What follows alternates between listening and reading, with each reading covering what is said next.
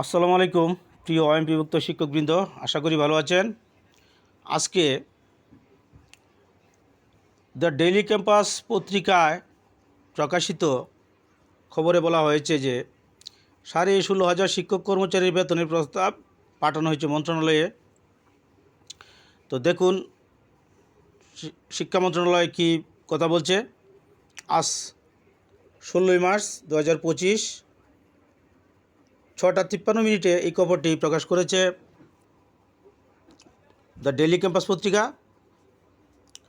এখানে বলা হয়েছে বেসরকারি স্কুল কলেজে কর্মরত আরও প্রায় 16,500 শিক্ষক কর্মচারীকে ইলেকট্রনিক ফান্ড ট্রান্সফার বা ইএফটির মাধ্যমে বেতন দেওয়ার প্রস্তাব শিক্ষা মন্ত্রণালয়ে পাঠানো হয়েছে। মন্ত্রণালয়ের অনুমোদন সাপেক্ষে চলতি সপ্তাহে তাদের বেতন দেওয়া হবে।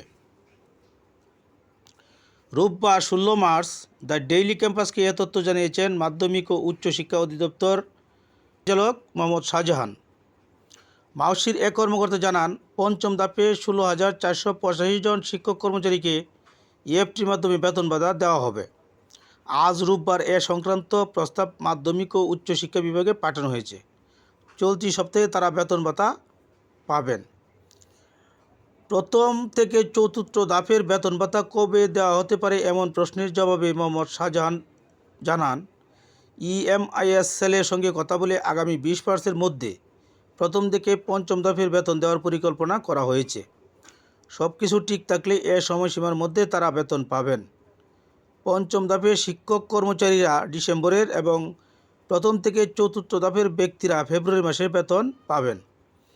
জানা গেছে সরকারি কর্মকর্তা কর্মচারীরা ইএফটির মাধ্যমে বেতন ভাতা পান, তবে বেসরকারি শিক্ষা প্রতিষ্ঠানে কর্মরত এমপিভুক্ত শিক্ষক কর্মচারীদের বেতন ভাতা সরকারি কোষাগার থেকে 4 হলেও তা রাষ্ট্রায়ত্ত 8টি ব্যাংকের মাধ্যমে অ্যানালগ পদ্ধতিতে 4 হতো। তো এই অ্যানালগ পদ্ধতি বাতিল করে এখন ইএফটির মাধ্যমে বেতন দেওয়া হচ্ছে। তো আপনারা দেখলেন যে ডেইলি ক্যাম্পাস যে আজকে খবরটি করেছে, তাহলে আমরা ধরে নিতে পারতেছি যে পঞ্চম ধাপের ডিসেম্বর মাসে বেতন পাবে, আর প্রথম থেকে চতুর্থ ধাপের শিক্ষকরা ফেব্রুয়ারি মাসে বেতন পাবে। উৎসব ভাতার কথা জানতে চাইলে তিনি বলেন যে আগামী সপ্তাহের প্রথম দিকে অর্থাৎ 22, 23, 24 তারিখের মধ্যেই উৎসব ভাতা ছাড় করবে শিক্ষা মন্ত্রণালয়।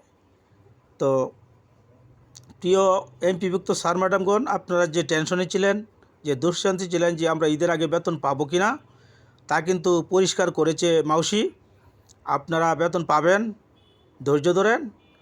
আমরাও যারা কাজ করি প্রিন্ট মিডিয়াতে, আমরাও জোরালো আবেদন করছি যাতে 20 তারিখের আগে এই বেতন ভাতাগুলো আমাদেরকে দিয়ে দেয়।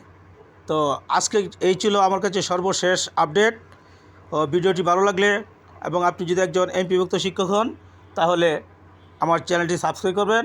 তাহলে আমি আরও উৎসাহ উদ্দীপনার মধ্য দিয়ে আমাদের শিক্ষার সব খবরগুলো আপনার কাছে সবার আগে পৌঁছে দেব। ধন্যবাদ সবাইকে। আসসালামু আলাইকুম।